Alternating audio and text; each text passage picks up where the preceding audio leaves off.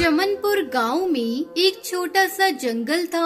उस जंगल में टुनटुनी चिड़िया अपनी सास सुंदरी कौवी के साथ रहती थी। उसका पति एक दिन जंगल में लकड़ियां लेने गया था, तभी एक बिल्ली ने उसे अपना शिकार बना लिया।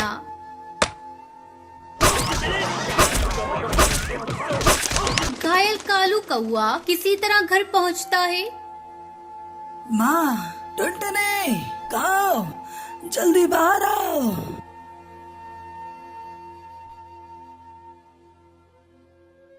अरे क्या हुआ जी आपको?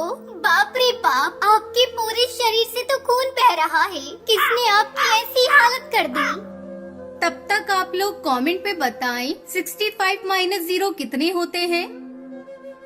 एक बिल्ली। टुनटुनी, अब मैं नहीं बचूंगा। तुम घर का और माँ का ख्याल रखना। सुनहरी, मेरी बच्ची, मेरे पास आ। मैं तुझे आखिरी बार प्यार करना चाहता हूँ। टुनटुनी, मेरी बच्ची को खूब पढ़ाना। इतना कहते कहते कालू कौआ अपने प्राण त्याग देता है। ये सब क्या हो गया जी? अब मैं आपके बगैर कैसे जीऊंगी? पापा, पापा उठो ना पापा, मुझसे बात करो ना। क्या हुआ आपको? सुनहरी, मेरी बच्ची, अब तेरे पापा कभी नहीं उठेंगे। वो हमें छोड़कर चले गए। टुनटुनी दहाड़े मारकर रोई जा रही थी, तभी गुस्से में सुंदरी कौवी वहाँ आती है। अरे करमजली, मेरे बेटे को खा गई और अब रोने का नाटक कर रही है। तू मेरे बेटे को खा गई है। तू मनूस है, मनूस। जिस दिन तूने इस घर में कदम रखा, अपने ससुर को खा गई और अब मेरे बेटे को। तू डायन है, डायन। निकल जा मेरे घर से। अरे समधन जी, ये बेचारी कहाँ जाएगी? इसने अपने पति को खो दिया और आप इसे घर से निकाल रही हैं। मैं भी आपके आगे हाथ जोड़ रही हूँ। अब मेरा बेटा नहीं रहा, मैं आपके आगे हाथ जोड़ती हूँ। ले जाइए इसे और इसकी बेटी को, नहीं तो ये डायन एक दिन मुझे भी खा जाएगी। मेरा बेटा मर गया, अब इसका इस घर से कोई नाता नहीं। अभी 2 दिन पहले ही टुनटुनी की माँ उससे मिलने के लिए उसके पास आई थी। चल बेटी चल, वो घर भी तो तेरा अपना ही है। जहाँ तेरी इज्जत नहीं, वहाँ रहने से क्या फायदा। टुनटुनी अपनी बेटी को लेकर अपनी माँ के साथ अपने पिता के घर चली आती है। कुछ दिन बीत जाते हैं। एक दिन टुनटुनी की सहेली बुलबुल उससे मिलने आती है। अरे टुनटुनी, तूने अपनी कैसी हालत बना रखी है? किसी के चले जाने से जिंदगी खत्म नहीं होती। तुझे जीना होगा अपनी बेटी के लिए। मेरी एक बात मान, तुझे पानी पूरी बहुत अच्छी बनाने आती है। तो ऐसा कर, अपनी पानी पूरी को नया रूप दे दे और बेचना शुरू कर। तेरा मन भी लगा रहेगा, फिर 4 पैसे भी घर में आएंगे, जिससे तू अपनी बेटी को किसी अच्छे स्कूल में पढ़ा सकती है। बुलबुल की बातों ने टुनटुनी पर गहरा असर डाला। वो कुछ ही दिनों बाद अपनी रंग बिरंगी पानी पूरी बनाकर बेचना शुरू कर देती है। पानी पूरी ले लो, रंगीन पूरी, चटपटी पानी पूरी, खट्टी मीठी पानी पूरी ले लो, पानी पूरी। बहुत ही जल्द टुनटुनी की रंगीन पानी पूरी की डिमांड बढ़ जाती है। टुनटुनी की पानी पूरी की तारीफ जब उसकी सास सुंदरी कौवी को मिलती है तो उसे अपने किए पर पछतावा होता है। वो उसकी माँ के घर जाती है। अरे बहू, मुझे माफ कर दे। मुझे अपनी बेटी की मौत का बहुत बड़ा सदमा लगा था, इसलिए मैंने तुझे मनूस समझा। मुझे अब अपनी गलती का एहसास हो गया है। तू चल मेरी पोती को लेकर, अब से हम सब साथ में रहेंगे। टुनटुनी अपनी सास को माफ कर देती है और उसके साथ अपने पति के घर वापस चली जाती है। इस तरह वो रंगीन पानी पूरी बेचकर खुशी खुशी अपनी बेटी के साथ अपनी जिंदगी बिताने लगती है।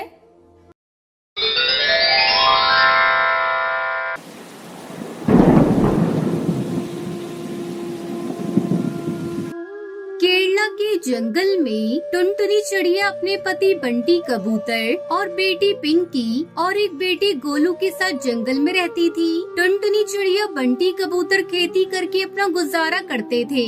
बंटी कबूतर अपने खेत में हर प्रकार की सब्जियां और फसल उगाया करता था और उन्हें शहर की मंडी में अच्छे दामों पर बेच देता था।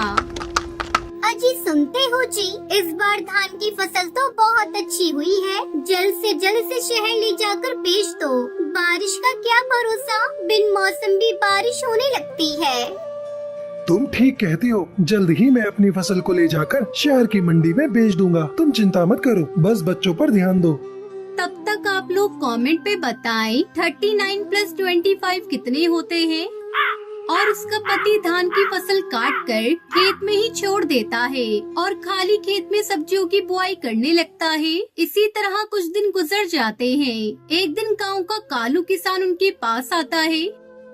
बंटी, अरे ओ बंटी, कहाँ हो भाई? जल्दी घोंसले से बाहर आओ, मुझे तुमसे जरूरी बात करनी है। क्या बात है कालू भाई, कौन सा जरूरी काम है? बताओ, मैं उसे पूरा करने की कोशिश करूंगा। बंटी भाई, बस आपसे यही कहना था, अपनी फसल के साथ मेरी भी फसल शहर में बेच देना। ठीक है कालू भाई, मैं 1-2 दिन में अपनी फसल बेचने जाऊंगा तो तुम्हारी भी फसल बेच दूंगा। कालू को वो वहाँ से जाने लगता है। तभी टुनटुनी वहाँ आ जाती है और कालू से कहती है, अरे कालू भैया बैठिए, मैं अभी आपको ठंडा ठंडा तरबूज का शरबत पिलाती हूँ। गर्मी बहुत है।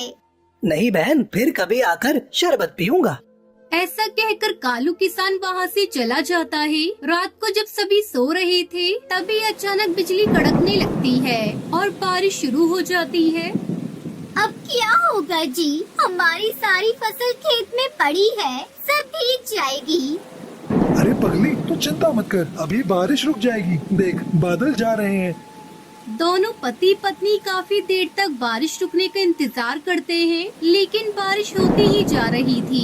रात भर जोरों से बारिश होती रही। सुबह जब बारिश रुकी तो बंटी कबूतर टुनटुनी चिड़िया अपने खेत पर जाते हैं। वहाँ का नजारा देखकर दोनों पति पत्नी जोर जोर से रोने लगते हैं। सारे खेत में पानी भर गया था और उनकी फसल पूरी तरह से पानी में डूब चुकी थी।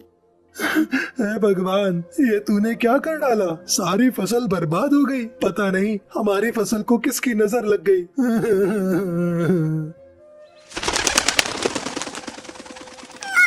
पापा, जल्दी घर चलो, हमारा घर टूट गया और गोलू उसके अंदर दब गया है। मैं किसी तरह अपने आप को बचा पाई हूँ। भगवान के आगे किसी की नहीं चलती, हम कर भी क्या सकते हैं। चल कर बेटे गोलू को देखते हैं। तीनों जब तक घर पहुंचते हैं तो उनका बेटा गोलू भगवान को प्यारा हो गया था। हे भगवान, ये सारी आपदा तुझे हमें ही देनी थी। एक तो हमारी सारी फसल तूने खराब कर दी और ऊपर से मेरा बच्चा मुझसे छीन लिया। ऐसा क्यों किया भगवान? मेरा बेटा गोलू। बंटी कबूतर टुनटुनी को चुप कराता है और वही पत्थर के किनारे कुछ लकड़ियां जलाकर आग जलाता है और कुछ दिन बारिश के मौसम में वही गुजारते हैं। फिर कुछ दिनों में जंगल का पानी उतर जाता है। टुनटुनी चिड़िया अपनी कलेजी पे पत्थर रखकर फिर से अपना नया घोंसला एक डाल पर बनाती है और अपने बेटे के गम को भूलकर किसी तरह अपने परिवार के साथ रहने की कोशिश करने लगती है।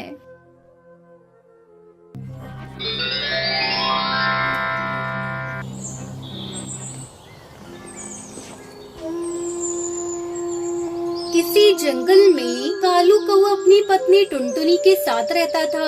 दोनों पति पत्नी अपने समोसे का ठेला लगाते थे। उनके समोसे इतने स्वादिष्ट होते थे कि दूर से पक्षी आकर उनके ठेले के समोसे खाते थे। जो भी उनका समोसा खाता था वो तारीफ किए बिना नहीं रहता।